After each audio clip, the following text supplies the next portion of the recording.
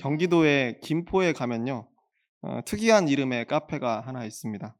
그 카페의 이름이 뭐냐면 진정성입니다. 진정성. 여러분 이런 카페 이름 들어보셨습니까? 진정성. 여러 카페 이름 많이 있죠. 외국 아주 세련된 이름들도 많이 있고 그런데 이 진정성이라고 하는 이 딱 세 글자가 쓰여 있는 걸 보면서 저는 굉장히 마음속에 울림이 있는 그런 이름이다라는 생각이 들었었습니다. 이 카페를 처음 갔을 때가 아마 2020년 정도였던 것 같은데 그때 이제 이 진정성이라고 하는 카페를 처음 찾아가면서 내비게이션에다가 진정성 이 세 글자를 쓰는데 이런 생각이 들었어요. 얼마나 음료를 진정성 있게 만들길래 진정성 있게 음료를 만들어서 대접하길래 이름까지 진정성으로 지었을까? 예, 어떻게 보면 되게 큰 용기가 있겠 이 용기를 그렇게 요하는 그런 일이 아니었을까라는 생각이 들 정도로 이 쓰는데도 그 무게감이 느껴졌습니다. 그래서 이곳은 어떻게 밀크티, 여러분 밀크티 잘 아세요? 홍차나 밀크티를 주력으로 하는 카페입니다. 대부분 카페가 커피를 주력으로 하는데 여기는 밀크티가 메인이었어요. 그래서 가서 이제 큰 기대를 품고 제가 가서 어 이제 가장 대표 시그니처 메뉴를 시켜 가지고 밀크티를 딱 한 잔 먹었습니다. 그리고 나서 느껴지는 입속에 이 올라오는 그 쌉싸름함이라고 하는 것은 이런 생각을 하게 했죠.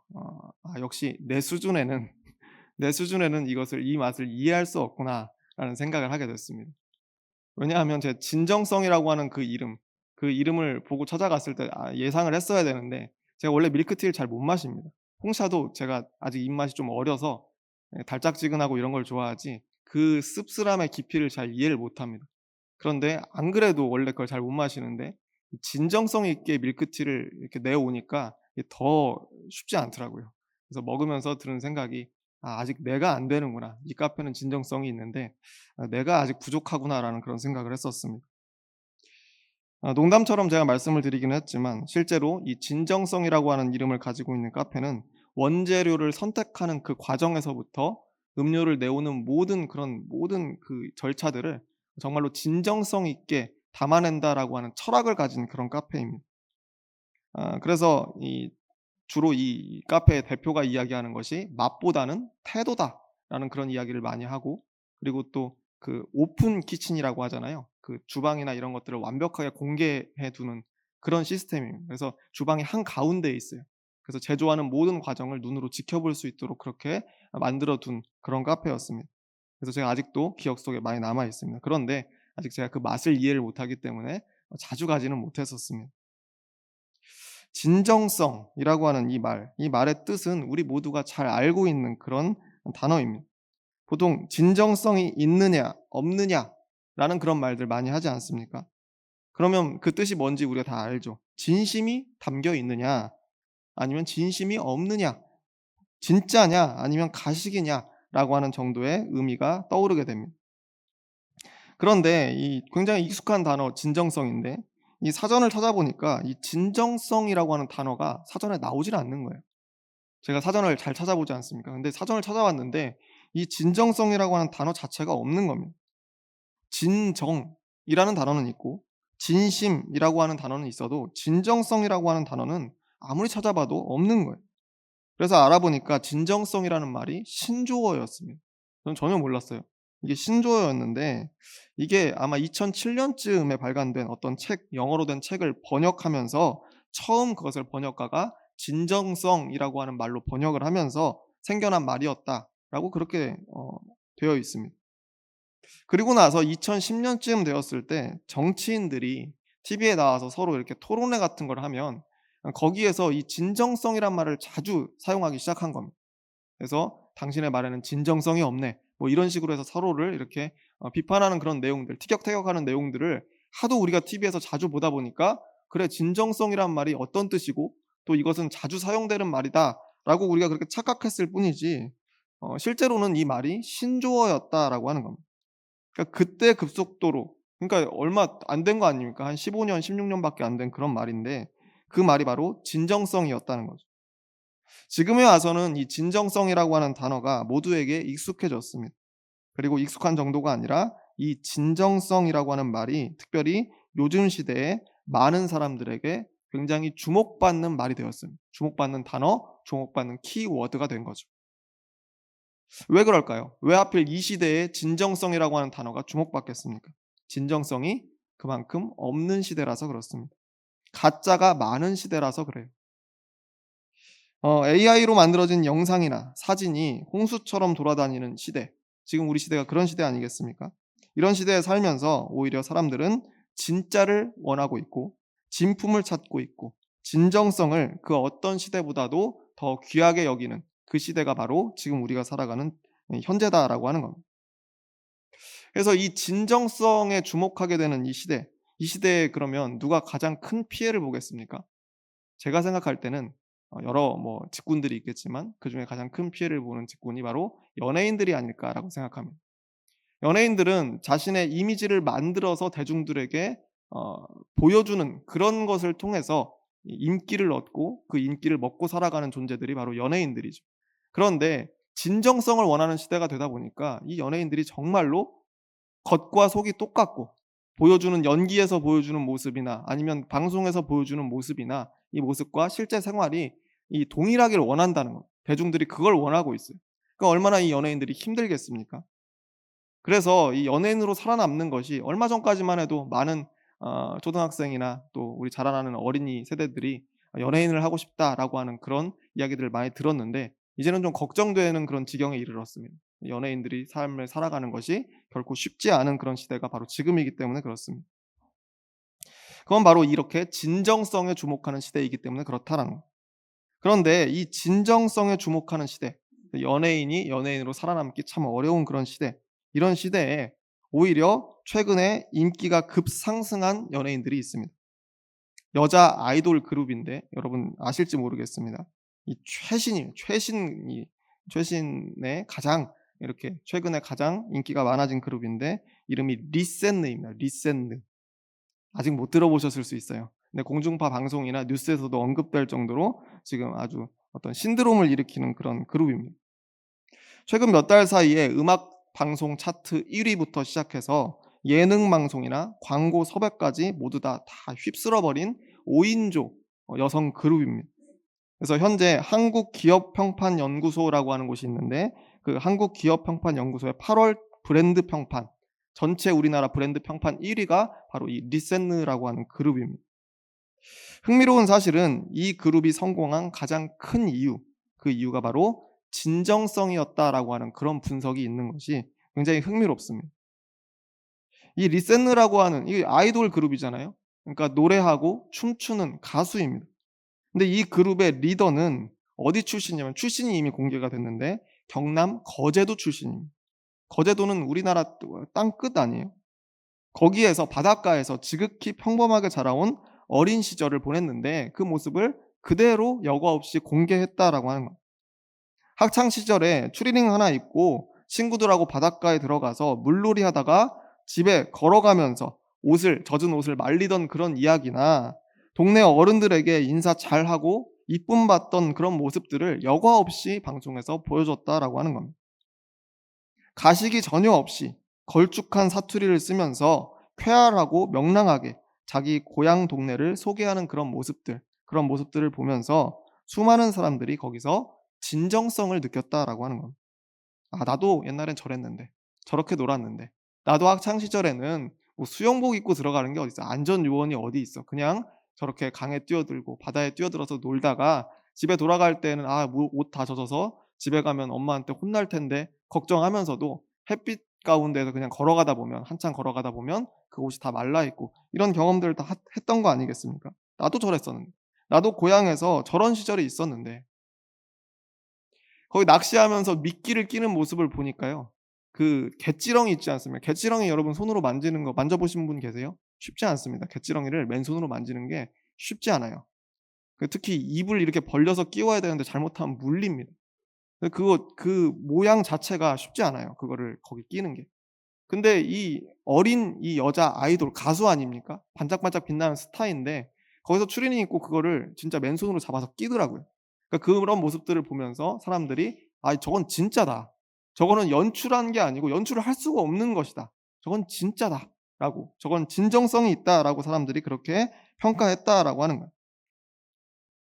빛나는 스타의 모습을 강조한 것이 아니라 오히려 주변에 꼭 한 명 정도는 있을 법한 너무나 평범한 어린 조카나 딸 같은 그런 모습 때문에 많은 사람들이 이 모습에 공감하면서 순식간에 엄청난 응원을 끌어모으기 시작했습니다. 그래서 지금 이 모든 브랜드 평판에 1 위를 달리고 있는 이 그룹이 탄생했다라고 하는 거예요. 사실 이전까지 아이돌 가수라고 하는 것은 연예인들 중에서도 가장 화려한 사람들이었습니다. 그래서 진정성이 아니라 외모와 춤과 노래와 패션 그리고 가지고 있는 스타성, 다시 말해서 그들이 가진 겉모습이 얼마나 대단한가에 따라서 인기가 결정되었었다는 거예요. 그런데 지금은 그들 안에 감춰진 진정성이라고 하는 것이 가장 큰 기준이 되고 있는 그런 시대를 우리가 지금 살아가고 있다는 거예요. 그래서 여러모로 이 리센느라고 하는 그룹의 성공 사례에 대해서 사회 각계각층에서 이미 분석이 이루어지고 있습니다. 이전까지는 없었던 방식의 성공을 이루었기 때문에 그렇습니다. 신문 기사는 물론이고 여러 칼럼들에서도 이 리센느가 어떻게 성공하게 되었는가에 대해서 분석하는 글들이 굉장히 많습니다. 그런데 재밌는 것은 이 리센느라고 하는 그룹의 이름에 담긴 뜻이 하필이면 향기라고 하는 겁니다. 향기로 추억을 불러일으키는 가수가 되어라라고 하는 그런 뜻으로 리센느라고 하는 이 외래어를 가지고 와서 사용했다는 거예요.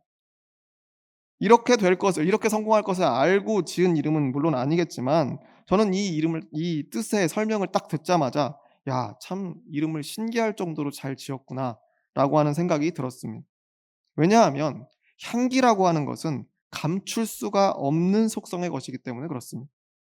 감출 수가 없어요. 향은 감출 수가 없어요. 향, 곧 냄새라고 하는 것은 속이거나 감출 수가 없는 거라는 거예요. 눈으로 보는 것은 오히려 속일 수 있습니다.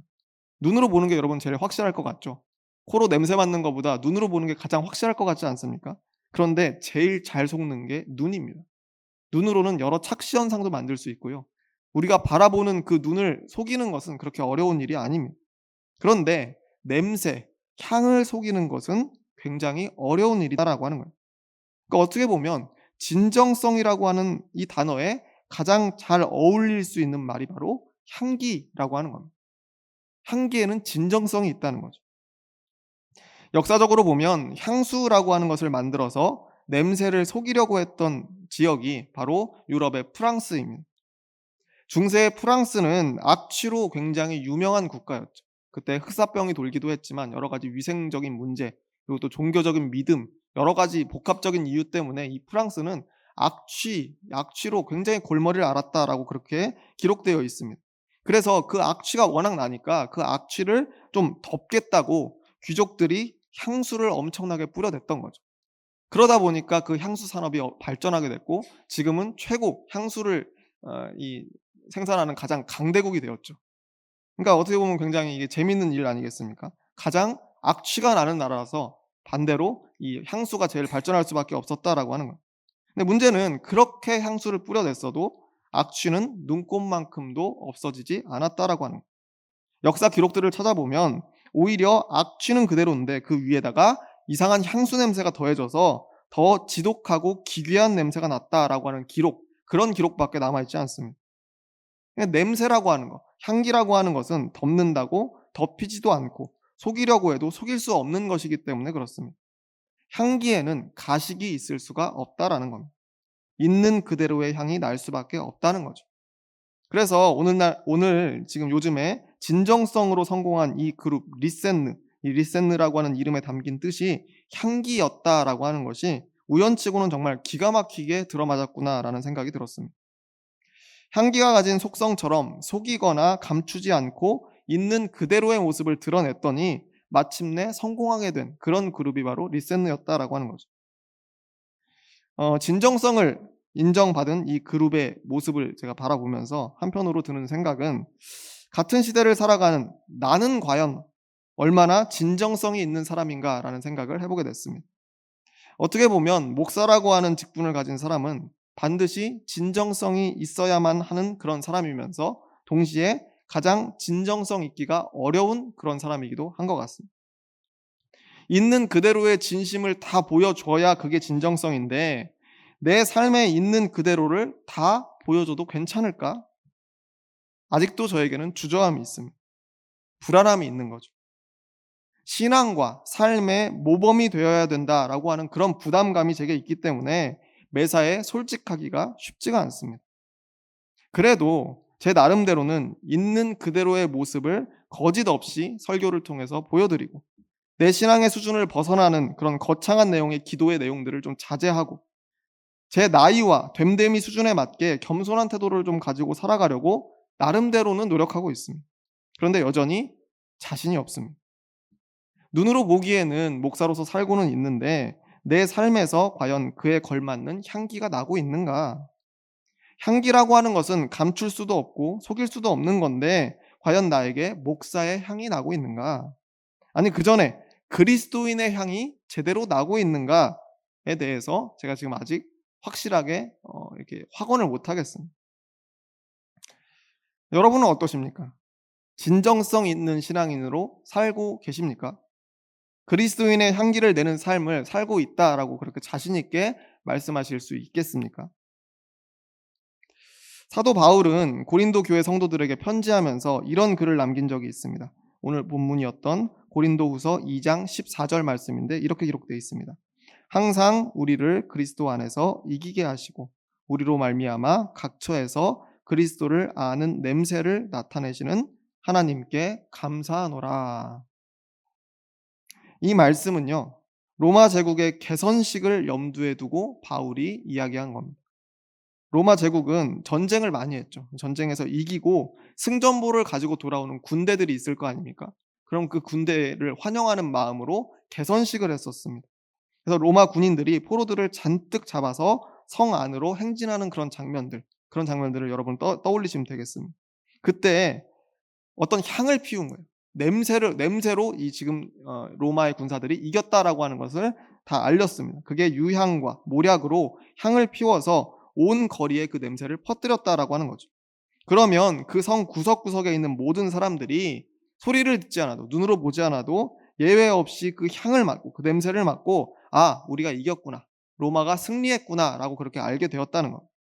네, 마치 그것처럼 우리는 예수를 믿음으로써 승리한 사람들이다. 우리는 예수를 믿는 믿음으로써 승리한 사람들인데 그 승리의 향이 온 거리에 퍼지듯이 그리스도를 아는 냄새를 온 사방에 풍기는 사람들, 그런 사람들이 바로 그리스도인이다. 라고 바울이 그렇게 이야기하고 있는 거예요. 그런데 이 향에 대해서, 이 냄새에 대해서 바울은 이렇게 덧붙이고 있습니다. 이어지는 16절 말씀인데 이렇게 되어 있습니다. 이 사람에게는 사망으로부터 사망에 이르는 냄새요. 저 사람에게는 생명으로부터 생명에 이르는 냄새라.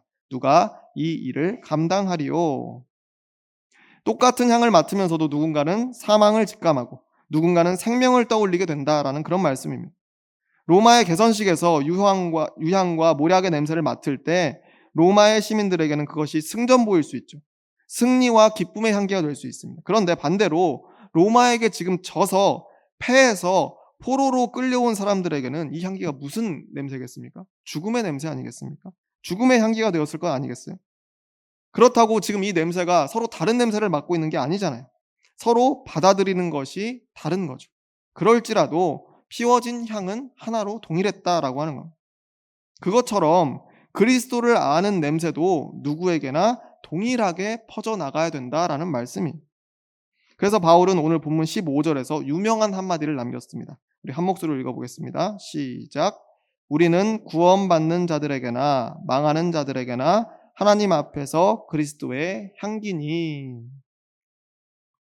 우리는 구원받는 자들에게나 망하는 자들에게나, 다시 말해서 믿어서 구원받는 사람들에게나 아니면 믿지 않고 사망으로 향해 가는 사람들에게나 다 마찬가지로 언제나 똑같은 향을 내는 그리스도의 향기다 라고 그렇게 바울이 이야기했다는 거예요. 향기라고 하는 것은 아까 말씀드린 대로 무엇을 더한다고 해서 아니면 감춘다고 해서 그 본래의 향이 사라질 수 없는 것처럼 그리스도인은 자신이 믿는 그대로를 가식 없이 세상의 향기로 뿜어내는 사람이다 라고 하는 그런 의미를 알려줍니다. 그래서 이 그리스도의 향기라고 하는 것은 맞는 사람에 따라서는 누군가에게는 실패하는 냄새가 될 수 있습니다. 손해보는 냄새가 될 수 있죠. 망하는 냄새가 될 수 있습니다. 사망의 악취로 느껴질 수 있다라고 하는 것. 모든 사람이 원하고 바라는 그런 향기가 아닐 수 있습니다. 하지만 그럴지라도 우리는 믿고 깨닫는 바 그대로를 세상에 전할 수 있는 사람들이 되어야 된다라고 하는. 왜요? 그것이 진짜니까. 그게 진실이니까. 예수님 믿으니까 실패할 일도 성공해서 부자 된다. 예수님 믿었더니 불치병이 무조건 치료된다. 이런 이야기들은 분명 세상이 그리스도인들에게 맡고 싶은 냄새일 수 있습니다. 이런 냄새를 맡고 싶어 할 수 있어요. 그걸 알고 우리 신앙인들이 마치 향수를 퍼붓듯이 교회 나오면 다 해결될 거야. 교회 나오면 당신들이 가지고 있는 문제 걱정하지 마. 다 해결될 거야. 열심히 신앙생활하면 다 나을 거야. 책임지도 못할 그런 말들을 던져서는 안 된다라는 거죠. 본래의 향기라고 하는 것은 감출 수도 없고 바꿀 수도 없는 겁니다. 예수님께서 가르쳐 주신 바는 명확합니다. 하나님을 사랑하고 내 이웃을 사랑하라. 근데 그렇게 하려면 손해를 볼 것이다. 희생해야 될 거다. 그래도 해라. 손해보고 희생해도 그래도 해라. 하나님 사랑하고 내 이웃을 사랑하기를 주저하지 말아라. 누가 네 뺨을 치면 다른 쪽 뺨을 돌려대라. 옷 한 벌 달라고 하면 두 벌을 내어줘라. 네 원수가 되는 사람도 용서하고 사랑해라. 그냥 그분의 뜻 그대로를, 예수의 향기 그대로를 전하는 것이 우리 그리스도인들의 본분이자 사명이다라고 하는 말씀입니다. 뒤에 이어지는 오늘 본문 고린도후서 2장 17절 말씀에 또 이렇게 기록되어 있습니다.